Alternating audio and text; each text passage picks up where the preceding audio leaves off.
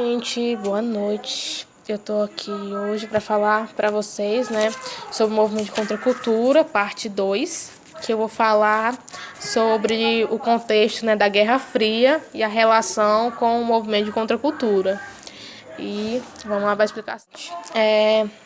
Um dos fatores decisivos para a revolta dos jovens, contra o sistema cultural hegemônico foi a Guerra Fria, que foi uma guerra como eu posso explicar, ocorreu uma polarização de relações internacionais por meio dos países envolvidos, na guerra. Os países envolvidos foram principalmente os Estados Unidos, com o capitalismo, e a União Soviética com o socialismo.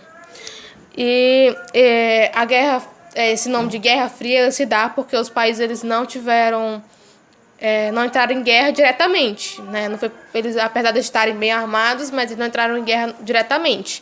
A guerra deles foi só para conseguir expandir o domínio e influência deles sobre o mundo. E também para impor a superioridade deles e do modelo econômico ao qual eles estavam defendendo. Isso tem a ver com a questão do movimento de contracultura. Bom, o modelo capitalista, que era ali de origem dos Estados Unidos, esse modelo econômico, ele, digamos que promovia ou ele falava sobre o modo de vida, o estilo de vida burguês, e também pregava uma ideia de liberdade. Só que os jovens percebiam que não ocorria essa tal liberdade da forma como era pregada. Como assim? A sociedade naquela época participava de um ciclo. Que ciclo? Os jovens naquela época, eles estudavam, eles trabalhavam, e os empregos deles eram de lógica capitalista, envolvia isso. Eles construíam família e consumiam. Era esse ciclozinho. Então, tudo que eles faziam, ou falavam, enfim, tudo que estava fora desse ciclo era considerado incomum, anormal. E aí, eles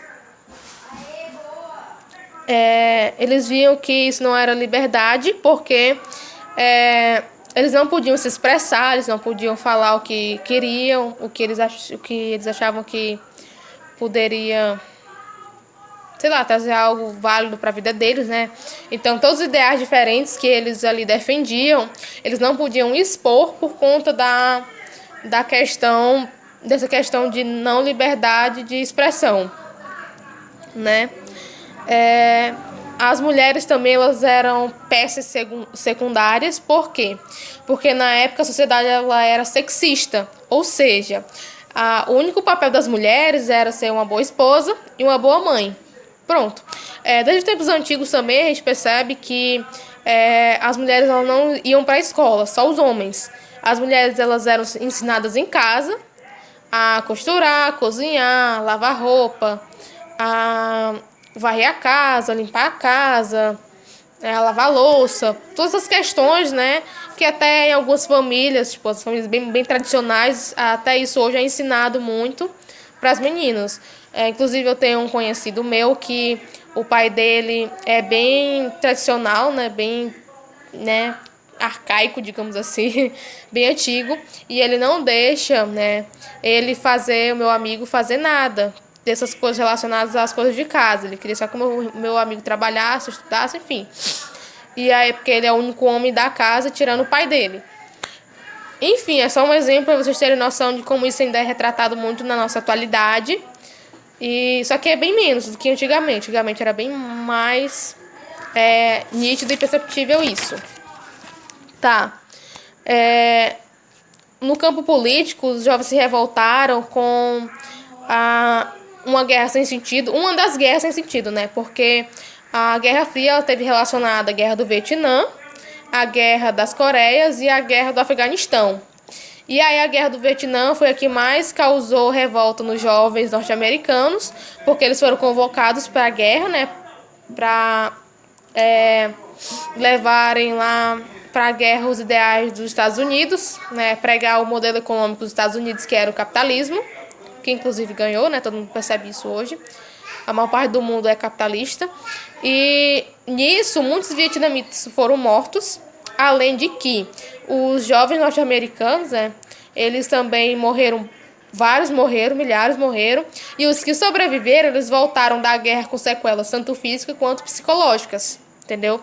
Então, foi algo que não trouxe muita vantagem, né? Apesar de ser um modelo econômico muito utilizado no mundo hoje, né? Os Estados Unidos ser a maior potência econômica até hoje.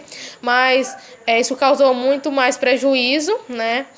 Para quem se humaniza com isso, né? Do que mesmo vantagens.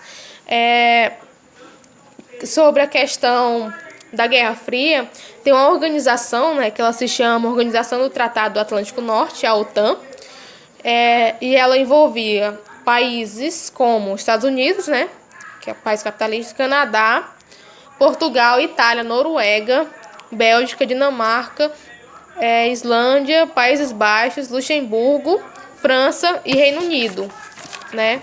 E a outra organização não era uma organização, era um pacto chamado Pacto de Varsóvia, que incluía a Alemanha Oriental, a Polônia, a Romênia, Bulgária, Hungria e Tchecoslováquia. E essas organizações, né, elas tinham como foco a proteção mútua dos membros, né? E aí o lema deles atacou, né? Os aliados vão lá ajudar, vão intervir, entendeu? Vamos dar uma forcinha. Isso também a gente vê muito presente na Segunda Guerra Mundial, né? Por conta de que a guerra começou entre dois países também, mas aí os aliados foram se intrometendo e aí gerou uma guerra mundial aí, né? Enfim, isso é tema para outro vídeo. Tá. E isso chegou a um ponto, né, no final da década de 50, a Guerra Fria chegou a um ponto de sair da Terra e ir para o espaço. E aí, na corrida chamada Corrida Espacial, esses dois países, né, os Estados Unidos e a União Soviética, eles estavam lutando pelo pioneirismo na conquista do espaço. E aí foi aí que os soviéticos lançaram o primeiro satélite, que se chama Sputnik. Vou deixar o nome aqui. E voltando para o movimento de contracultura. Por conta de todos esses fatores, né, essa Guerra Fria por conta, né, apesar de ambos serem armados, e um detalhe, ambos tinham uma bomba atômica, e eles sabiam, no fundo, que se eles iniciassem uma guerra, só ia terminar com a destruição total do inimigo e também uma destruição de boa parcela do planeta. Então, acho que eles meio tiveram uma certa consciência aí e não fizeram merda. Não tão quanto foi, né? Poderia ter sido bem pior.